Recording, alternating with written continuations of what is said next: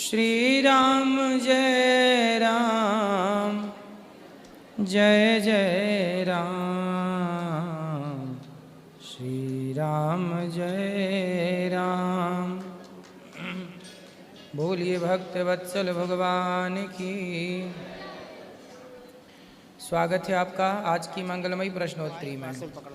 जिनका प्रश्न है वो हाथ उठाएं। ऐसा कौन सा जहर दे दिया उनको बेटी को कि वो तीनों उसके तरफ से हो गई। मेरे को ना मर्द बोल दी वो छोटे लड़की ने, ना मर्द बोल दी उसने, क्या बोलते उसको, छक्का बोल दी मेरे को उसने, बेटी ने।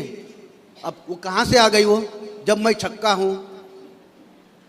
गुस्से में ये सब बातें होती हैं, पर बेटी को और पत्नी को इस तरह व्यवहार नहीं करना चाहिए किसी भी प्रकार। इसीलिए मैं पूरा इतना पागल हो गया गुरुजी। मैं पूरा मैं बोला भी जाऊंगा, मरूंगा मैं। एक बाप अपनी बेटियों को पढ़ा लिखा करके, बेटों को पढ़ा लिखा के योग्य बनाता है, और जब बुढ़ापा होता है तो देखिए इस तरह से बातें अच्छी नहीं लगती। हर व्यक्ति का दिल दुखता है, हर बाप का दिल दुखता है। मैं और आप कोई भी क्यों ना हो, मुझे भी कोई कुछ कहे, आपको भी कोई कुछ कहे, तो दिल तो सबका ही दुखता है। किसी का दिल नहीं दुखाना चाहिए। सब प्रकार से सबको एक दूसरे की राजी मर्जी से रहना चाहिए घर परिवार में। बस पत्नी और पति की कोई बात है ना, तो बच्चों को उसमें कभी नहीं बोलना चाहिए। हाँ, यही मेरा कहने का मतलब गुरुजी था। पति और पत्नी की बातों में, पति पत्नी आज गलत हैं, हो सकता कल सुधर जाएं, कल उनके रिश्ते सही हो जाएं। लड़ाई झगड़ा सबके घर होती है, पर बच्चों को उसमें बिल्कुल नहीं बोलना चाहिए, क्योंकि बच्चे बोलेंगे तो बच्चों का बोलना बहुत गलत चला जाएगा। इसलिए माँ बाप की लड़ाई में, पति पत्नी की लड़ाई में कोई तीसरा कोई ना बोले, चाहे वो खुद की बेटी या खुद का बेटा ही क्यों ना हो। अभी 15 दिन पहले मेरी नातन मेरे पास में रहती, बड़े बेटी की बेटी, जवाई मेरा कोरोना। ठीक ठीक, खड़ी हो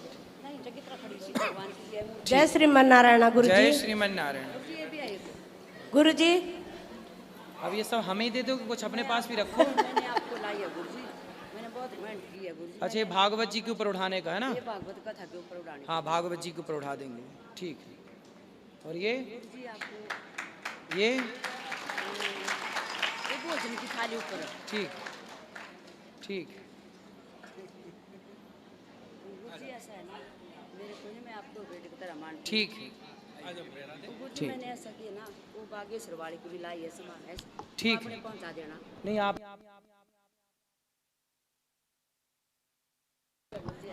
ठीक है, खुश रहिए। बोलो जय श्रीमन नारायण महाराज। जय श्रीमन नारायण। महाराज जी, ये मेरी नातिन है, मेरी बेटी की बेटी। इनकी माँ ऑस्ट्रेलिया में रहती है। अच्छा। और ये मेरे पास रहती है, स्कूल पढ़ती है। महाराज जी अभी 14 साल की है। महाराज जी चोरी बहुत करती है, अलमारी की चाबियां ढूंढ के पैसे निकाल लेती है, जितने मर्जी हो, चाहे 10,000 हो, चाहे 1,000 हो, चाहे 100 हो। फिर पैसे का क्या करती है? कोई स्कूल में जाके बच्चों को बांट देती है, टीचर को देती है, लड़कों को देती है, लड़कियों को देती है। कभी लीची जूस खा लिया, और ऐसे करके उड़ाती है। जब पता लग जाता है हमें, तो फिर मार बहुत खाती है मेरे से, और फिर बताती है कि हाँ मैं लेके गई। बात कराओ। इसका मैं बहुत परेशान हूँ 1.5 साल से। राधे राधे गुरुजी। क्या नाम है आपका? अवनीत। है? अवनीत। तो आप चोरी क्यों करती हो बेटा? कितना चोरी कर चुकी हो आज तक? बताओ। पता नहीं। 1,00,000, 2,00,000 कि 4,00,000? इतनी नहीं की। फिर 10-20 हजार, 50 हजार? नहीं। फिर 5,000, 10,000? नहीं। फिर 1,000, 2,000? 2,000 चुराई हो। फिर क्या किया था आपने पैसे का? स्कूल में खा लिए। स्कूल में खा गई? तो पैसा खा गई? नहीं, सामान लेकर खा ली। क्या सामान खा गई? कैंटीन से। क्या क्या खाया था बताओ? चाउमीन, फ्रूटी, ऐसे ऐसे। तो मैया बच्चों को खूब चाउमीन वगैरह थोड़ा खवा दिया करो।